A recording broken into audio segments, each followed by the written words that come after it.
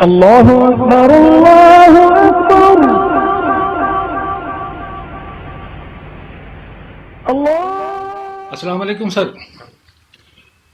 سر یہ پوچھنا تھا کہ سید ابو العلا مودودی رحمۃ اللہ علیہ جو ہے انہوں نے ایک بڑی شرح افاق تفسیر لکھی ہے، اس کے بارے میں آپ کچھ کہیں گے؟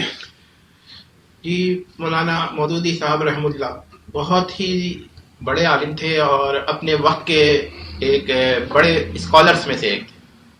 تو 20ویں صدی جو ہماری 20th سینچری ہے، اس کے میں ان کا کافی کنٹریبیوشن رہا ہے اسلامی تعلیمات کی تبلیغ میں، اشاعت میں. تو اس میں انہوں نے 2 کام بڑے اہم کیے. ایک تو ایک تفسیر ہے ان کی، اور اس سے پہلے اگر میں ذکر کرنا چاہوں تو الجہاد فی الاسلام، یہ 2 بڑی اہم ہے. اور الجہاد فی الاسلام کے بارے میں تو بعض لوگ کہتے ہیں مولانا مودودی اللہ کی تلوار، اس لیے کہ یہ کتاب ایسی لکھی ہے انہوں نے الجہاد فی الاسلام. اس بنیاد پر لوگ حیران بھی ہو گئے کہ بھئی ایسی بھی کتاب لکھی جا سکتی. پر جہاں تک تفسیر کا تعلق ہے تو اس کے بارے میں میں آپ کو چند باتیں بتانا چاہوں. اس کے بارے میں چند بات. پہلی بات یہ ہے کہ یہ تفسیر آپ دیکھیں گے کہ کافی مشہور ہے. اور کیوں مشہور ہے؟ اس کے مشہور ہونے کی وجہ یہ ہے کہ اس کے مقابلے میں جتنی تفاسیر ہیں ان سے زیادہ مشہور ہے. تو اس کی کچھ وجوہات ہیں، اس پہ میں آج تھوڑی سی بات کہہ سکتا ہوں. تو سن لیجیے. پہلی بات یہ ہے کہ اس کی زبان سادی ہے. اور تقسیم کے بعد انڈیا اور پاکستان 2 ملک بن گئے برطانوی برٹش انڈیا کی تقسیم کے بعد. تو جو پاکستان ہے، یہاں پر جو مادری زبان ہے، یہ مادری زبان کسی بھی قوم کی اردو نہیں ہے. اب اس کی وجہ سے جو ہندوستان کے علماء تھے جنہوں نے تفاسیر لکھی تھی، اس کے الفاظ بہرحال مشکل تھے، اس کا طرز تحریر مشکل تھا. تو جن کی زبان مادری زبان اردو نہ ہو ان کے لیے یہ کتاب مفید ہے، اور اتنی مفید تھی کہ لوگوں کو عام فہم تک آ گئی تھی. یعنی آپ نے یہ بات نوٹ کی کہ تفہیم القرآن کے مقابلے میں اب جتنی بھی کتابیں ہیں، بہت زیادہ علمی بھی ہیں، جیسے بیان القرآن حضرت تھانوی کی یا معارف القرآن ہے. لیکن اس کی جو خوبی ہے کہ اس کی زبان ایسی ہے کہ غیر مادری، جس کی زبان مادری زبان اردو نہ ہو تو وہ بھی کیا کہتے ہیں اس کو سمجھ لیتا ہے اور کافی حد تک مفاہیم سے قریب ہو جاتا ہے. ایک تو یہ. دوسری بات یہ کہ جو علم اور لسانیات کا زوال ہوا ہے ہمارے وہاں، تو اس کے لحاظ سے بھی جو اچھی اردو جسے کہی ہے کہ جو پرانے زمانے کی یا اس زمانے کی وہ ختم ہوتی رہی ہے، تو اس کو سمجھنا مشکل ہو گیا. اسی طرح ہند کے اندر، ہندوستان کے اندر اردو کو بالکل اس کا وجود ہی تقریباً ختم ہو گیا ہے. تو جو بچی ہوئی اردو ہے تو اس میں انہوں نے کیا کہتے ہیں یہ تفہیم جو ہے ان کے لیے بڑی مناسب ہے سمجھنے کے لیے. پہلی بات. دوسری جو خوبی تفہیم کی ہے وہ یہ ہے کہ سر اس کے اندر جو آپ نے ہر سورت کے پہلے ایک اس کے بارے میں ایک وضاحت ملتی ہے، جسے آپ ایک طرح کی وہ کہتے ہیں کہ انٹروڈکشن. یہ بڑا اہم ہے کہ اگر آپ پوری سورت نہ بھی پڑھیں اور یہ انٹروڈکشن پڑھ لیں تو آپ کو کافی معلومات ہو جاتی ہیں، جزیات. پھر آپ جب سورت پڑھتے ہیں تو پھر آپ کو زیادہ مفہوم اچھی طرح سمجھ میں آتا ہے. تیسری جو خوبی ہے اور وہ بڑی اہم ہے وہ یہ ہے کہ اس میں تلمود اور ہیبرو بائبل اس کے بھی حوالے دیے ہیں اور نیو ٹیسٹمنٹ کے بھی حوالے ہیں. یہ بڑی اہم چیز ہے تاکہ پتہ یہ چلے کہ دیگر مذاہب یعنی کہ بائبل میں اور تلمود میں کیا. تلمود جو ہے یہودیوں کی خاص کتاب ہے، اور جو عبرانی بائبل ہے یہ عیسائی حضرات بھی مانتے ہیں، یہودی بھی مانتے ہیں، نیو ٹیسٹمنٹ سے بھی عیسائی حضرات مانتے ہیں. تو یہ پتہ چلے کہ ان کا موقف اس بارے میں کیا ہے اور ہمارا موقف اس بارے میں کیا ہے، یہ پتہ چلے گا. اور جب یہ پتہ چلے گا تو ایک بڑا فائدہ اس کا یہ ہے کہ عیسائی مشنریز جو مسلمانوں کو پریشان کرتے تھے، مسلمانوں کے پاس کتاب پڑھتے ہی ایک جوابی کیا کہتے ہیں، ایک عام آدمی کے پاس بھی ایک جوابی منظرنامہ، ایک جوابی کیا کہتے ہیں تحفظ آ جاتا ہے، اور وہ پھر ان کو سمجھ کر ان سے بات بھی کرنے کے قابل ہو جاتا ہے. ایک بڑی اہم بات ہے، یہ بہت کم تفاصیر میں ہوگا جو کہ بائبل اور تلمود کا حوالہ دیا.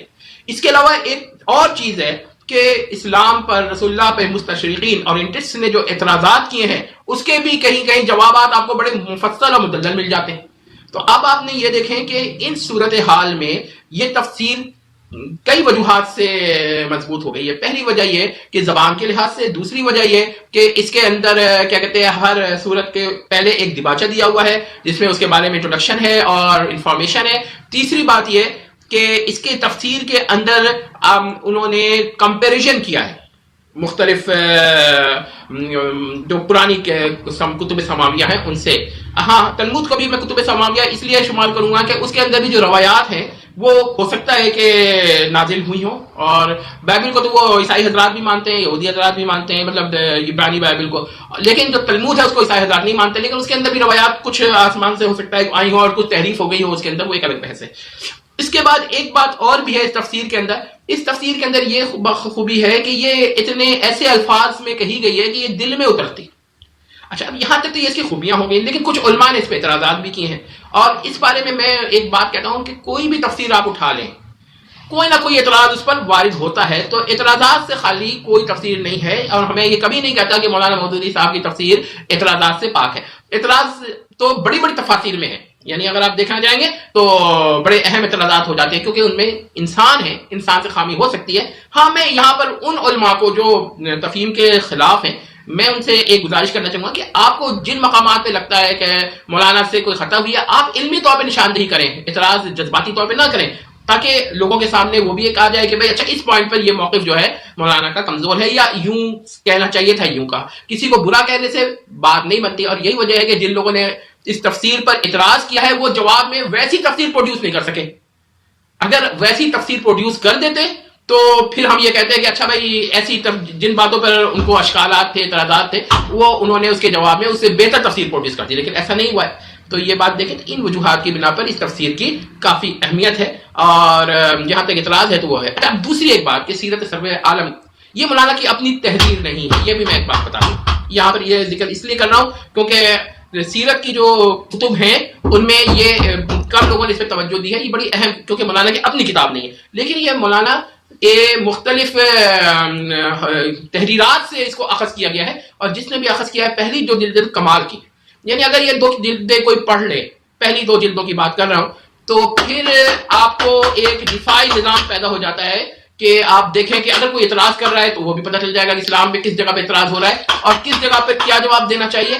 اس کے علاوہ انہوں نے جس طریقے سے اس کو لکھا ہے اور جس طریقے سے اس کی وضاحت کی ہے, یہ بہت اچھی ہے. اور اسی وجہ سے ہم یہ کہہ دیتے ہیں کہ سیرت سرور عالم کو میں کچھ اور بھی اضافہ کرنا چاہیے تھا, اور اس کی 2 جلدیں جو پہلی 2 ہیں, اچھا جی تیسری جلد بہرحال افسوس کے ساتھ میں کہتا ہوں کہ میں نے نہیں دیکھی, اور یہ میں نے پہلی 2 تو بہت قریب سے دیکھی ہیں, لیکن تیسری جلد میں نے دیکھی نہیں ہے اور نہ مجھے موقع ملا. تو اس کے بارے میں کچھ نہیں کہوں گا تیسری جلد کیسی تھی اس کی, اور لوگ کہتے ہیں کہ لکھی گئی ہے, اور یہ وجہ کیونکہ ایک وقت تھا کہ میں مولانا کی کتابیں بڑے غور سے پڑھا کرتا. لیکن بہرحال یہ تیسری جلد جو ہے اس کے بارے میں کیونکہ میں کچھ نہیں کہنا چاہتا, لیکن پہلی 2 جلد ہے یہ اس قابل ہے کہ اس کا مختلف زبانوں میں ترجمہ بھی ہو اور لوگوں کو یہ پہنچائی جائے مختلف, کہ اس میں اندر جو ہے تھوڑی سی امینڈمنٹس کی بہرحال ضرورت ہوتی ہے, کیونکہ آپ جب مختلف اجزاء سے کتاب بناتے ہیں کسی کی تحریرات سے, تو اس میں کچھ کمی رہ جاتی ہے, تو اس کو پُر کر کے ایک اچھی تفسیر بنائی جا سکتی ہے, اور اسی پیٹرن پر اور بھی سیرت نبی کی کتابیں لکھی جا سکتی ہیں. تو اس کو میں تفسیر جو ہے تفسیر سیرت کہنا چاہتا ہوں کہ یہ سیرت نبی کی تفسیر ہے. تو اس کو ذرا غور کر لیجئے, اور اس پر بھی غور کر لیجئے کہ کتاب کو کتاب کی حیثیت سے دیکھیں, اور مصنف کو معصوم عن الخطا نہ سمجھیں. اس کے اندر غلطی ہو سکتی ہے, مگر جو خوبیاں ہیں ان کی بنا پر آپ کتاب کی تعریف کریں, خامیوں کو نشاندہی کریں, خامیوں کی بنا پر کتاب کو کنڈیم نہ کریں, ورنہ تو پھر دنیا میں کوئی کتاب نہیں بچے گی, کیونکہ ہر کتاب پہ کوئی نہ کوئی اعتراض وارد ہو جائے گا. میرا خیال ہے کہ یہ اچھا سوال ہے. جزاک اللہ خیر.